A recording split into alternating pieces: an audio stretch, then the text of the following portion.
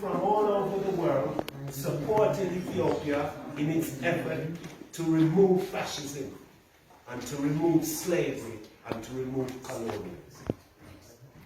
As a gift and as a way of saying thank you for the victory, His Majesty granted 500 acres of fertile land in Ethiopia, 250 kilometers south of Addis Ababa. 500 acres for 500 families to leave the West, to leave Babylon and return home. That repatriation would kickstart the redevelopment of the continent of Africa, being implemented not only by Ethiopians, blacks at home, but our brothers and sisters domiciled in the West. This constitution is a constitution for all black people around the world. Now, in our quest to effect this unity globally amongst all black peoples of the world, we have studied a book entitled Selected Speeches of His Imperial Majesty. And from this book, we have learned many speeches that His Majesty gave to the world. One of them was made famous by the king of reggae music, Bob Marley. Until the philosophy which holds one race superior and another inferior is finally and permanently discredited and abandoned, everywhere is war.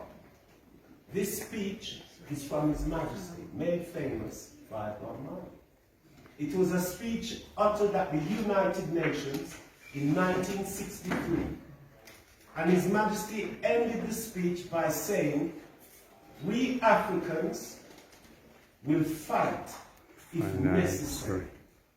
And we Africans are confident of the victory of good over evil." This racist world system is coming to an end. And what will bring its final collapse is the unity of all black people in the world. Now, Ethiopia's position in that war is right at the top. Ethiopia leads in its war to topple racism. Now we're at a very crucial point where we see tribalism is rising its ugly head, trying to divide Ethiopia, the continent of Africa.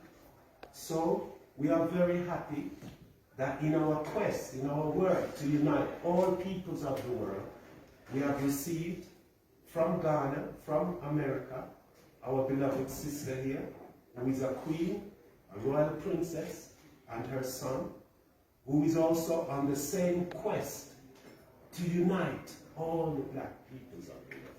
So she's coming to Ethiopia, and she stated in her messages that her dream of repatriation, of the uniting of the blacks in the West with the blacks at home, could not happen without first coming to Ethiopia.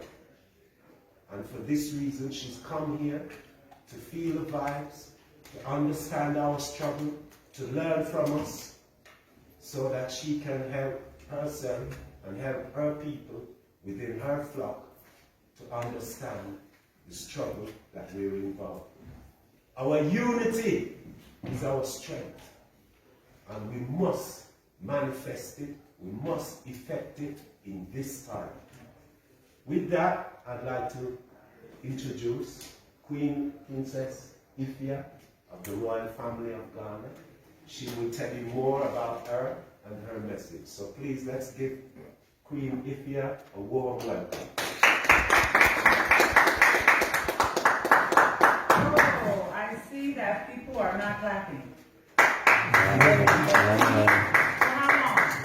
13 hours need to be here, and now they say we should clap. Okay, we can't clap.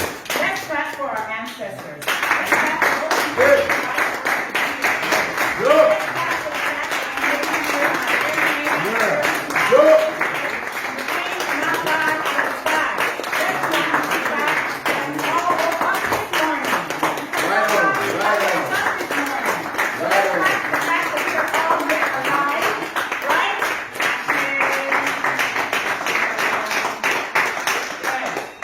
Yes. This is the thing about we Africans. We have a problem celebrating ourselves. That's our number one problem. The Bible says, love thy neighbor as thyself, which means you need to love yourself first and allow that love to overflow. So we ourselves, we're always looking for love outside of ourselves. We want someone to celebrate us. If you don't clap for me, I will clap for myself. You understand? You want somebody to buy you flowers. Buy your own flowers. You want someone to take you out to dinner. Take yourself out to dinner. Right on. Because no one will treat you better than you treat yourself. When someone sees you treating yourself a certain way, loving yourself a certain way, guess what you're doing? You're teaching them how to love you. You're teaching them what you will tolerate and what you will not. But if you are going around killing yourself the way we are doing, how can we expect someone that don't look like us to treat us better than that? I'm going to ask you again. We're walking around this world in Harlem, in Ethiopia, in the mountains of Kenya,